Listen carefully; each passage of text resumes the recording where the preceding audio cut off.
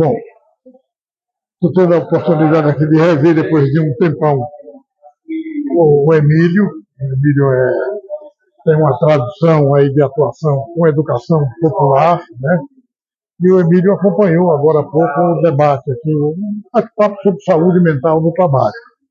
Mas eu queria, para começo de conversa, Emílio, que você fizesse uma rápida apresentação de Emílio por Emílio, como é que você prefere se apresentar? O Emílio por Emílio é muito fácil. O Emílio nasceu na Itália 65 anos atrás, está no Brasil desde janeiro de 1983 e há 37 anos trabalha no campo da educação popular, movimentos sociais, sindicatos, né? Fundamentalmente são educação popular. Bom, uma segunda questão era, ainda para situar as pessoas, você me disse quando chegou aqui que estava aposentado, né? A gente até brincou, mas não está nos aposentos.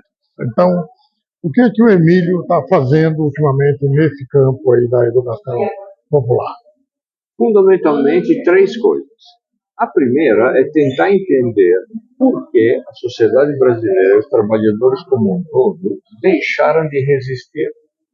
Por quê? O que está dando esse grande avanço para a direita? O que está possibilitando um recuo tão grande em termos de direitos? Como é que, de alguma maneira, as pessoas aceitam isso como algo natural? Ou até veem o ter um direito como se fosse uma vergonha, como se fosse algo que os protege de uma incapacidade pessoal. Esse é um dos elementos. O segundo vinculado a esse é a questão de uma análise de conjuntura para dizer para onde tendem os acontecimentos do mundo e do trabalho. É nessa questão dos acontecimentos do trabalho, o cuidado que eu sempre tive com a questão da saúde do trabalhador é justamente por perceber que temos ali uma avenida aberta, diria quase uma avenida de 6 pistas de cada lado, para a gente discutir a relação doença, trabalho e exploração.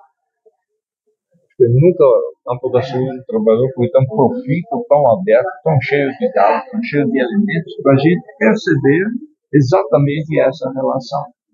Todo mundo trabalha para ter alguma coisa, para ser alguma coisa, mas qual é o preço que estamos pagando?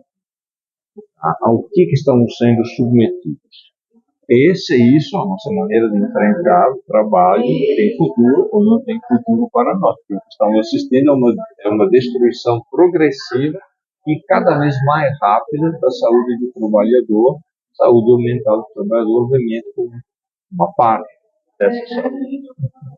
Bom, chegando então justamente nesse ponto que você estava comentando, né, das relações entre saúde, trabalho e exploração, a gente viu aqui hoje uma apresentação que te provocou também justamente nessa questão do, poxa, como é que os trabalhadores estão aceitando esse tipo de violência, né, ou pelo menos não aceitando, mas como estão enfrentando e o que estão fazendo de enfrentamento.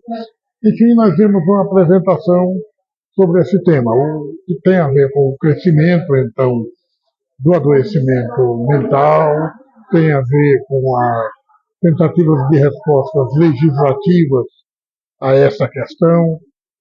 O que você achou? A primeira coisa, eu achei que é o que eu chamo de um inventário necessário. Né? Qual é o estado da arte? Quais são os elementos que estão em jogo? Estamos diante de um quebra-cabeça de 5.000 peças. Quando você abre o saco de quebra-cabeça e derrama ele sobre a mesa, agora começa o difícil trabalho de montar essas peças, de conhecê-las, de ver onde elas encaixam. Então, ter uma ideia do tamanho do pesadelo, dos dados desse pesadelo em relação ao trabalho bancário, por exemplo, e dos elementos que entram na discussão do trabalho, nos mostra não só a complexidade, como a necessidade de continuar matutando sobre isso. Então, é um inventário necessário de um pesadelo. Não tem nada resolvido. Na minha intervenção, como na perspectiva dentro da qual estou trabalhando, existe um elemento que é esse. À medida que nós, trabalhadores e trabalhadoras, desaprendemos a nos defender, perdemos certo modo, a capacidade de nos vermos como sujeitos da mudança. Isso é apenas uma parte dessa perda da capacidade de mudar as coisas, mas para mim é uma parte essencial. Se eu nunca estou intervindo, se eu nunca estou fazendo, se eu nunca sou parte desse processo que busca resolver, que busca enfrentar o problema, eu sempre tendo a me frustrar ou a entregar a outros, sindicatos, movimentos, instituições públicas, etc., a necessidade de resolver um problema que é meu. Eu tenho enquanto trabalhador. É que não me sinto partícipe dessa solução, me sinto apenas vítima e coloco os demais na obrigação de resolver por mim. Mas se eu estou nessa postura, eu também passo a não me defender do cotidiano do trabalho. E esse aprender a se defender era uma coisa essencial das antigas organizações de trabalhadores, não só operárias, porque era uma espécie de introduzir o novato no coletivo, no trabalhador coletivo.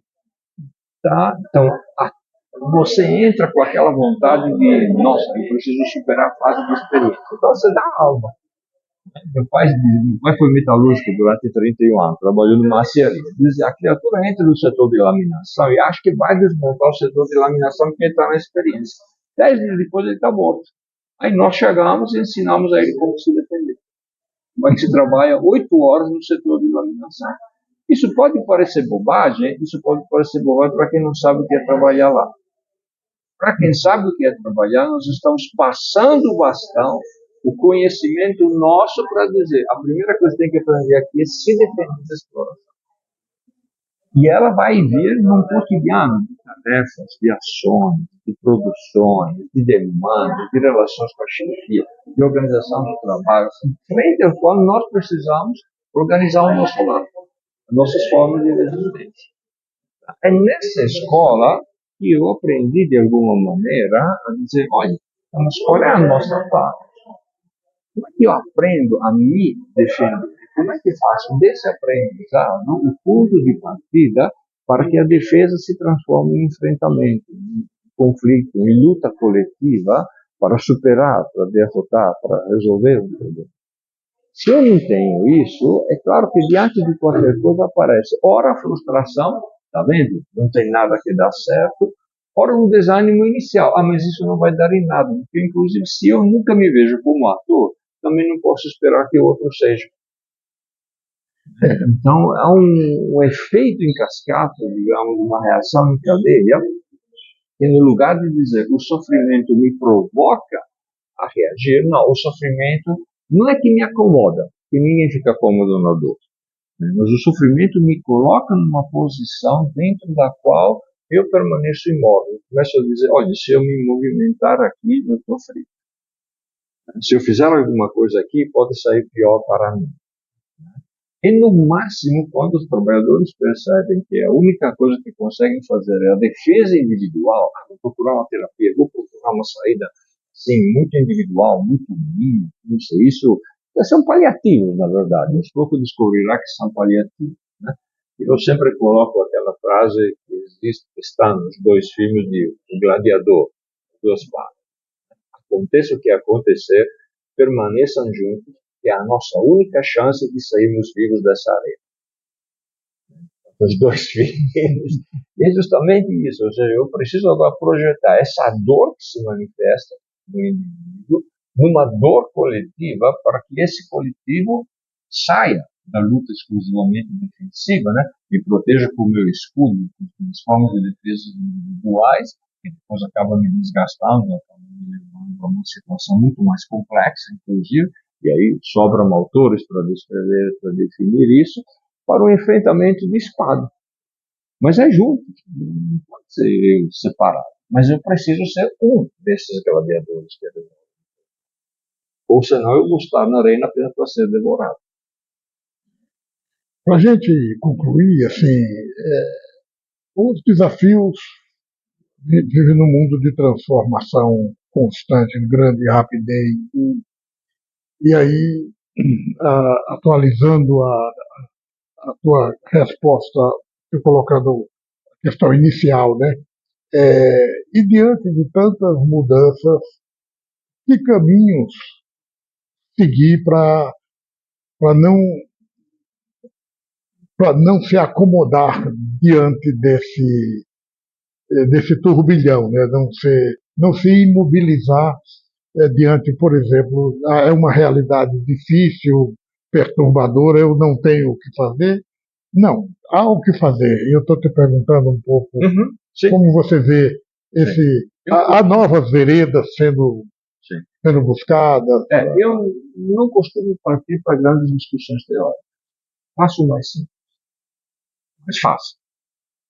O que você não está com medo de fazer? De tomar água, de levantar para tomar um copo de água? Tá? Pois saiba, esse levantar, tomar um copo de água, são aqueles 3 minutos que você precisa para pôr o seu corpo em movimento.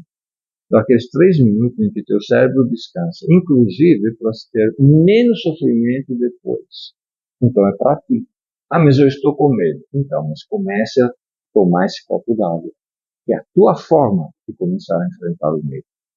Ninguém vai enfrentar esse medo se você, trabalhador, que tem medo, não começar a enfrentá-lo.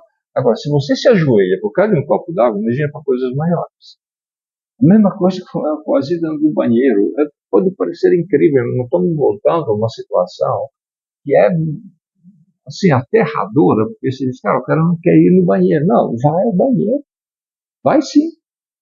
Faz esse esforço, enfrente esse medo. Se você não enfrentar esse medo vai crescer diante de você e vai te derrotar. Então, a construção de uma resistência ela não vai começar de grandes coisas, vai começar por essa simplicidade. Mas um dia eu vou fazer. Não. Se não for agora, quando? É agora que você precisa fazer. E o trabalhador ele tem hoje uma capacidade enorme de dizer, mas eu resolvi isso na rede social, eu faço um desabafo. Sim, vou te dizer que o desabafo não ajuda, mas não resolve. É você quem tem que assumir a espada da mudança. E se você não consegue nem levantar para tomar água para enfrentar o chefe, como é que vai ser? Como é que podemos pensar em lutas maiores se nem essa sobrevivência física você não dá conta de enfrentar o teu medo? Se nem ela vai te ajudar a enfrentar. Legal. Muito obrigado, Emílio. Nada. Para que a gente possa ajudar um pouco mais em outras coisas também. Tá bem. Estou encerrando aqui.